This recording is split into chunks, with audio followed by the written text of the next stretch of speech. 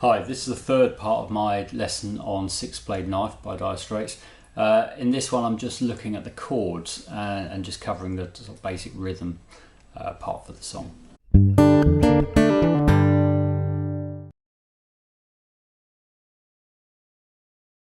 Right, so we only need 5 chords for this song. I'll just run through them now and then we'll talk about the structure and the actual rhythm. So we need A minor, probably best to do a bar chord.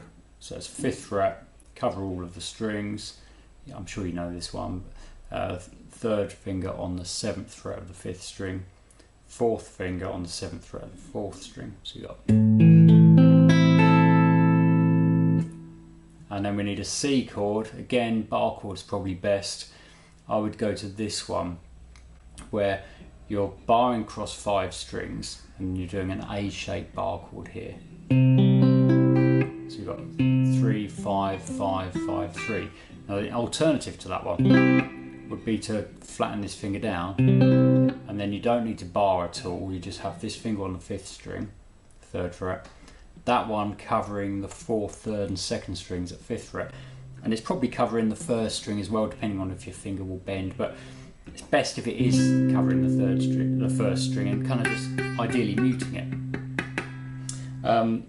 If you do that one though, it's best just to play the middle 4, just so you haven't got possibly a wrong note or a note you don't want on that string. So either that or that. If you're playing the sort of Martin Knopfler style with your fingers, then that one's just as good as that one, because we're probably only going to play the middle 4 strings. It's the same. That's C. And then D is exactly the same, but 2 frets along. So 5, 7, 7, 7. And then if you do that, then you've got a 5 there as well. Again, we probably only play middle 4. Then there's also D minor 7 in the song. And that's quite unusual to have that as well as a D chord in the same song. D minor 7, barring 5th fret across 5 strings. This does have to be a bar, this one. And then 2nd finger on the 2nd string at 6, 3rd finger, 4th string at 7. So we've got 5, 7, 5, 6, 5. And the only other chord is a G. Again, I'll probably do a bar chord, cover the 3rd fret across all of the strings, and then 2nd finger on the 3rd string at 4. These two both in 5th fret, 5th and 4th strings. So you've got 3, 5, 5, 4, 3, 3. Another one you probably know, G.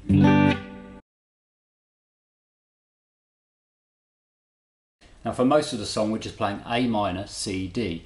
A minor is a whole bar, so it's 4 beats, and C and D are 2 beats each because they're half a bar each.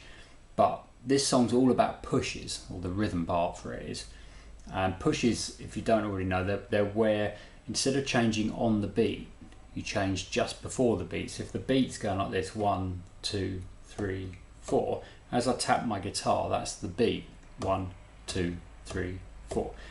But when my hand's up here, before I tap, that's the and, or the halfway between each beat. So you've got 1 and 2 and 3 and 4 and a push is where you play the chord change on the and rather than on the actual number that's following. So for example, instead of going 1, 2, change, I'd go 1, 2, change, like that. Anyway, if you know the song, you'll kind of hear this. So that's the only slightly not difficult, but it's a bit you've got to pay attention to, I think, in this song, is when to do the pushes and when not to. So the intro, we play 4 lots of A minor, C, D, and only the C is pushed to begin with. So that's like this.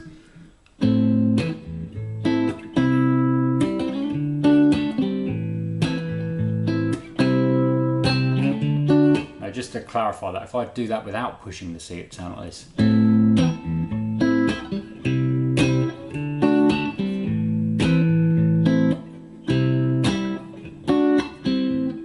Now I'll push it again.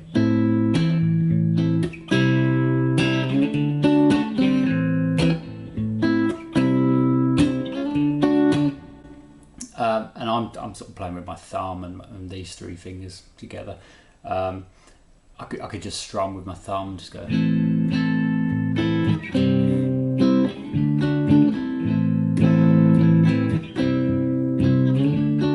Or with a pick, it's the same kind of thing.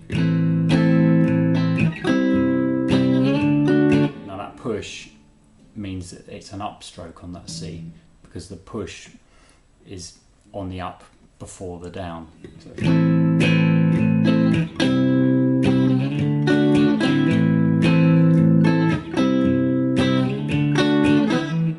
if I don't push the C, hopefully you can hear the difference. Okay, so I'm going to use my fingers with the right hand for this, but you could use a pick. So I'm spending a lot of time on that because it's such an important part of the rhythm in this song. So at the beginning, on the intro, you do that 4 times, A minor, push the C, don't push the D. And then you play it 4 more times, but this time all 3 chords are pushed. The A minor, if you're being really precise, occasionally in this section, the A minor, the push is a bit vague. It maybe is a push, or it maybe isn't, depends on what other instruments are doing. It's quite hard to tell, but it's definitely not pushed on the first 4, and then on the next 4, the A minor kind of feels like it is really. The C and the D definitely are. So if I just count 4, and then I'll play these 4 sequences with the pushes. 1, 2, 3, 4.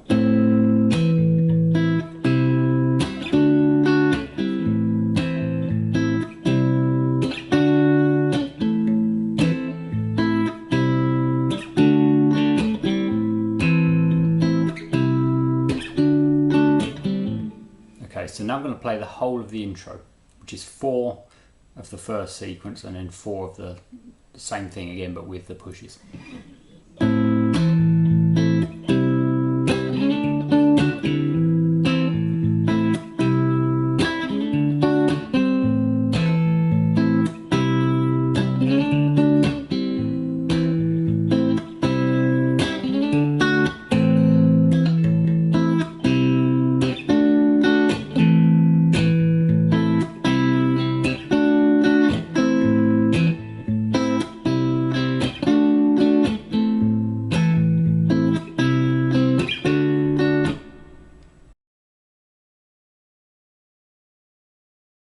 Right, the verse, exactly the same as the second part of the intro. So it's the A minor, C, D again, but definitely pushing the C and the D.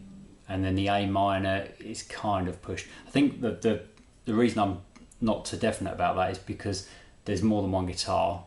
There's quite a few different things going on, and some instruments are pushing and some aren't. So if I was playing this, I would push the A minor on this section. So it's exactly the same as the second half of the intro. So I'll just play a couple. 1, 2, 3, 4.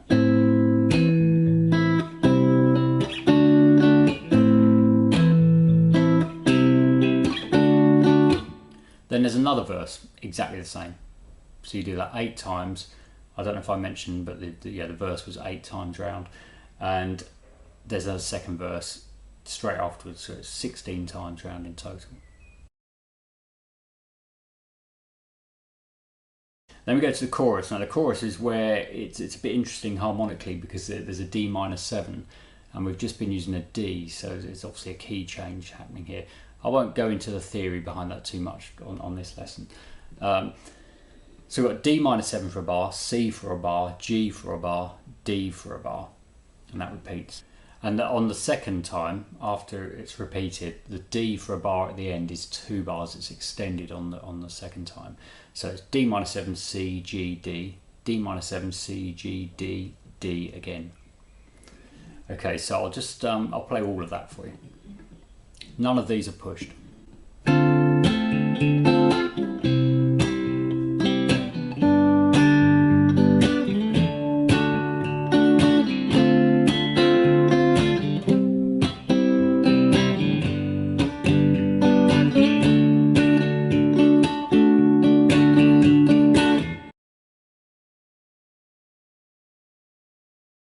Then there's a guitar solo, the first solo. That's just over a verse sequence, so it's simple. Then we've got verse 3. Now verse 3 is the same as the first two verses, but instead of 8 times round the sequence, we do 10 times round. Exactly the same otherwise. And then the second solo, which sort of goes to the end of the song and there's a fade out. That's the same sequence as the verse as well. A minor, C, D. The A minor this time is really strongly pushed. It's definitely pushed here. So the C and the D are pushed like they were before, but the A minor is a definite push. So I'll play sort of 3 or 4 sequences of that. 1, 2, 3, 4.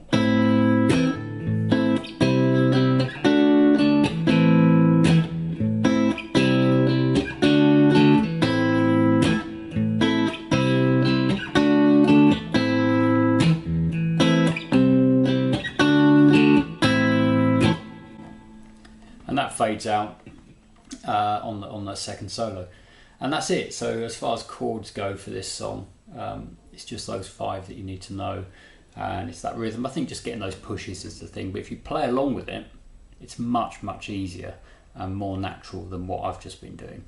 You know, listening to me do it on my own, it's probably very hard to hear that rhythm, but if you play along with the song, it should all make sense. Okay, any questions, please put them in the comments. If you like this lesson, please click like and subscribe if you haven't already, and suggest other songs that you want to see lessons on. Okay, thanks.